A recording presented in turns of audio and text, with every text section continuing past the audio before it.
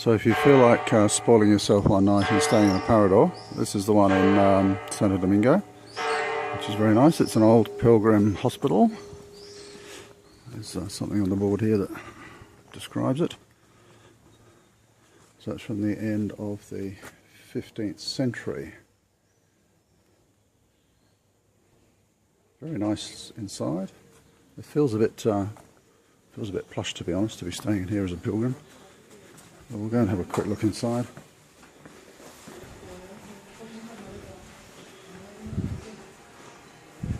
It's the first time I've stayed in one of these, and they are kind of as they're described.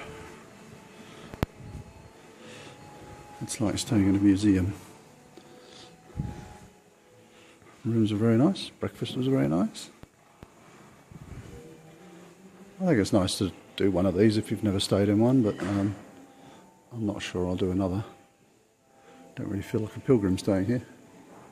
In fact, I didn't have dinner here. I went out and met all my Camino amigos and had dinner with them in town in a cafe.